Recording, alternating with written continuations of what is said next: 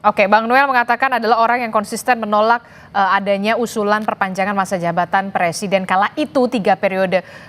Dan menurut Bang Noel, ini sudah tidak relevan lagi nih wacana-wacana semacam ini atau isu-isu semacam ini, Bung Andreas Hugo. Respon Anda? Saya kira Noel tidak salah gitu. Artinya saya tahu waktu itu dia juga menyampaikan itu dan kami sempat ngobrol soal itu bahwa itu Betul. benar.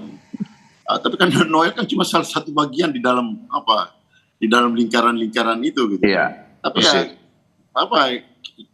ya bahwa fakta-fakta yang ada kan juga menunjukkan bahwa isu itu juga berkembang. Saya katakan tadi itu kan hanya proses pembukaan saja kan pada waktu itu, bahwa itu kemudian tidak jadi, kemudian bergeser menjadi tambah 2-3 tahun dan seterusnya sampai dengan apa yang kita alami, misalnya ya apa yang terjadi di Mahkamah Konstitusi.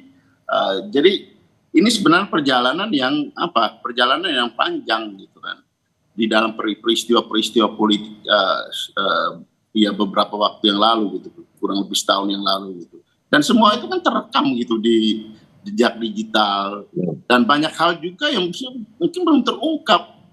Nah sehingga kalau misalnya Mas Hasto menyampaikan itu kan keran pembukanya aja gitu, baru ini cuplikan kecil gitu. Mungkin ya, artinya saya juga belum ketemu lagi dengan Pak Hasto sejak sekian lama karena saya juga baru kembali dari liburan.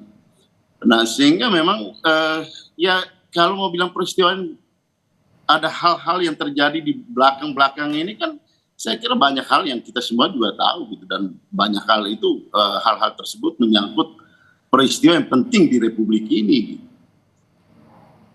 Oke, jadi Anda tetap meyakini sebenarnya 3 periode ini memang usulan datang dari memang lingkaran terdekat Joko Widodo, Bung Andreas Hugo?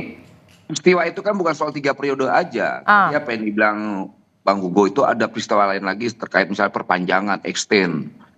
Ketiga itu sampai wacana Jokowi jadi wapres. Jadi ada 3 satu peristiwa politik. Bung Andre tahu sekali dan kita konsisten nolak.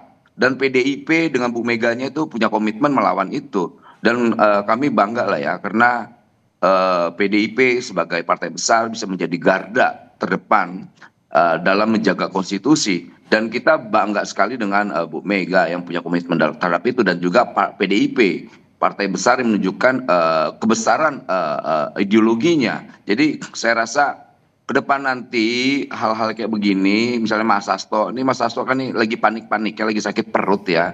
Ketika di TSK kan, kemudian dia panik, kemudian dia nyerang-nyerang aja udah.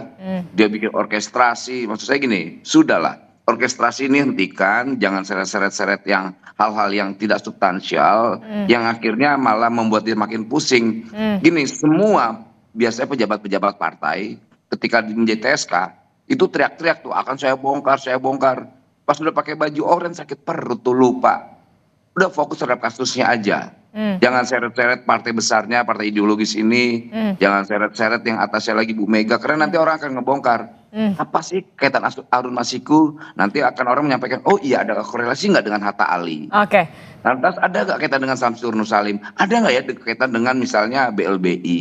Ini akan kebuka semua nih, gitu. Kemudian nanti orang bilang ini, loh kok Hasto bicara tentang perjuangannya mirip kayak Bung Karno. Bung Karno bicara tentang ideologi. Bung Karno bicara tentang kemerdekaan bangsa ini. Tidak bicara tentang bagaimana orang yang sedang memperjuangkan posisinya untuk ke DPR sampai orangnya harus di PAW. Gitu loh. Dan ini kan lucu. Kita lihat Harun Masiku itu, harus lihat sejarahnya. Harun Masiku itu hanya punya suara 5.800 sekian. Dan di bawah-bawahnya itu masih ada yang lebih tinggi-tinggi lagi. Artinya apa? Yang diperjuangkan Hasto itu soal keadilan nggak ada, nol ngomong. Bung Noel.